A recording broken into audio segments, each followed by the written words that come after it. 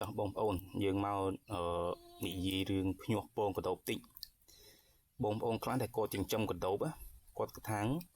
ពងគាត់នឹង1គីឡូហើយប៉ុន្តែពេលដាក់ភ្ញាស់ទៅវាញាស់តិចអញ្ចឹងគាត់គិតថាពេលគាត់ភ្ញាស់នឹងញាស់តិចវាមាន2ចំណុចទី1គាត់ដាក់ពងអត់ល្អចូលអញ្ចឹងដូចជាពងនេះអញ្ចឹងនេះខ្ញុំទៅជួបជាក់ស្ដែងអ្នកដែលយកពងខ្ញុំយកទៅបានផលហើយដល់ពេលគាត់ដាក់ពងយកមកភ្ញាស់ទៅជាអត់ញាស់ខូចពងទាំងស្រុងពីញាស់តិចញាស់បាន1គីឡូសាច់ផងបាននិយាយទៅអញ្ចឹងគាត់ដាក់នេះគាត់ឃើញគាត់ស្ដាយអាដុំដែលវាពងជាប់គ្នាស្អិតគាត់ស្ដាយកាលណាគាត់ស្ដាយទៅអានឹងវាធ្វើឲ្យបញ្ហាខូចពងគាត់ដាក់ភ្ញាស់នៅក្នុងឡាំងទៅវាអាចឲ្យអាជាតិដីហ្នឹងឲ្យវាទៅកប់លើពងល្អអញ្ចឹងវាអាចទៅជាអាលួយហើយអាពងដែលខូចនេះតែពិតពងហ្នឹងវាមានល្អប៉ុន្តែវានៅក្នុងអាដុំដីដែលវាដុំវាពងជាន់គ្នាទៅវាដុំនេះពងវាមានល្អប៉ុន្តែគាត់ស្ដាយគាត់ដាក់ចូលភ្ញាស់ជាមួយអញ្ចឹងវាធ្វើឲ្យខូចពងផ្សេងទៀតអញ្ចឹងបងប្អូនដែលគាត់ភ្ញាស់ពងកដោបកុំស្ដាយអាដុំហ្នឹងមិនស្ដាយបាទកុំស្ដាយអញ្ចឹងបងប្អូនរើសចោលទៅនេះមិនស្ដាយវាទេដោយសារគេដាក់ទៅវាអាចខូចពងផ្សេងទៀតហើយណាមួយកើនតែគីឡូបាទកើនតែគីឡូប៉ុន្តែដល់ពេលកូនកដោបញាស់មកវាតិចអញ្ចឹងអ្នកខ្លះគាត់ដាក់1គីឡូពងគាត់បានតែ5 6គីឡូសាច់10គីឡូសាច់អញ្ចឹងវាតិចបាទអានេះតែពងយើងរើសស្អាតនេះបងប្អូនអាចមើលថាពងរើសស្អាតដែលពងវានឹងញាស់ 90% ទៅ100% ហើយពងកដោបបងប្អូនវាញាស់អត់អស់ទេកាលណាបងប្អូនទុកឲ្យវាញាស់អស់គឺវាអត់អាចធំទាន់គ្នាបានទេអញ្ចឹងការញាស់មកតែ5ថ្ងៃយើងដកចេញគឺវាញាស់អត់អស់ហើយវានៅមានយឺដូចពងទាពងមាន់អញ្ចឹងយើងយកមកត្រាំទឹកយើងដឹងហើយបើពងណាដែលវាល្អគឺវាមិនដែលមកលើទឹកទេហ្មងបើគឺវាមិនដែលមកលើទឹកហ្នឹងសម្រាប់ពងដែលល្អគឺវាមិនដែលមកលើទឹកយ៉ាងហ្មងវាអត់លិចទេប៉ុន្តែបើបងប្អូនយកពងដែលដុំយកទៅដាក់ក្នុងទឹកគឺវានឹងលិចហើយការភ្ញាក់ដាក់ក្នុងឡាំងយើងច្បល់ចូលគ្នាជាមួយពងដែលវាដុំជាប់ដីហ្នឹងយកមកដាក់ជាមួយនឹងពងកដោបល្អគឺវាអាចខូចដល់ល្អទៀតហើយបងប្អូនថ្លឹងទៅឃើញ1គីឡូពងប៉ុន្តែជាក់ស្ដែងអាខូចនេះវា4-5ខាំបាត់ហ្នឹងអញ្ចឹងអានេះវាបាន4-5ខាំហ្នឹងអញ្ចឹងវាមានល្អអីវាបានច្រើនអីអត់ច្រើនទេអញ្ចឹងបងប្អូនមួយចំនួនតូចតែគាត់នៅតែភ្ញាស់ពងកដោបគាត់ខ្ជិលរើសបាទគាត់ខ្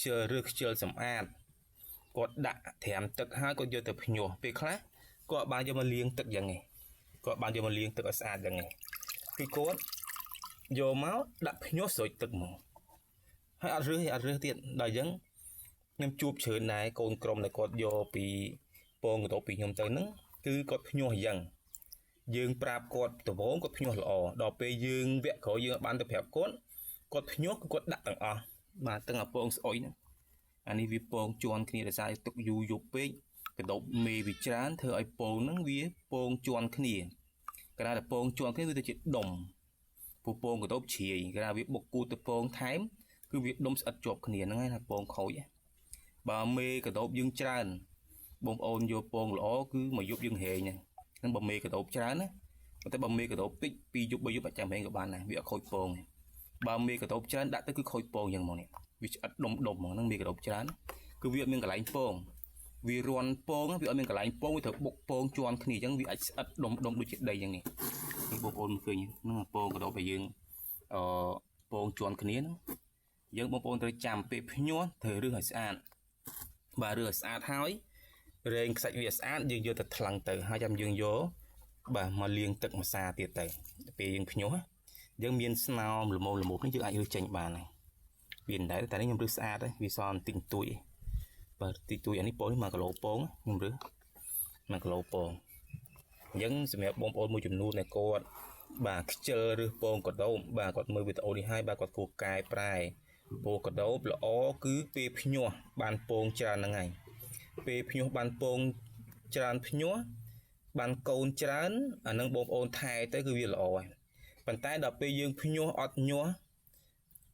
កូនកដោបអត់ញាស់ផងហើយយើងទៅបានអីថែក៏មានអីថែអញ្ចឹងកដោបសំខាន់ជាងគេគឺពេលភ្ញាស់ពងតែម្ដងរើសពងឲ្យបានស្អាតបងប្អូនភ្ញាស់ពង បានល្អញាស់បានល្អកដោបយើងចេញមកច្រើនយើងថែទៅគឺយើងបានផលប៉ុន្តែបើបងប្អូនខ្ជិលឬបាទថ្លឹងទៅឃើញគីឡូច្រើនហើយអាពងខូចនេះវាទៅជាឆ្អិតជាមួយអាពងល្អវាលុបអានឹងទៅស្រោចទឹកទៅវាស្អុយទៀតទៅជាខូចពងយើងបងប្អូនមួយចំនួនតូចបាទយើងគួរតែកែប្រែរឿងបាទភ្ញាស់ពងកដោបនេះបាទស្រាប់តែបងប្អូនគាត់បាទភ្ញាស់បានល្អហើយអាហ្នឹងបាទគឺខ្ញុំអត់និយាយទេអានេះយើងនិយាយតែបងប្អូនគាត់ខ្ជិលមួយចំនួនតូចទេបើកូនក្រុមដែលយកពងរបស់ខ្ញុំហ្នឹងតែគាត់លក់សាច់ខ្ញុំវិញហ្នឹងគឺគាត់ខ្ជិលមានប្រហែលអ្នកយើងខូចរហូតឥឡូវទិញពងខ្ញុំថែមទៀតអានេះភ្ញាស់គាត់ទៀតនេះដែលគាត់មានពូជហើយបាន2សាហើយបើគាត់ត្រូវទិញពងថយដោយសារ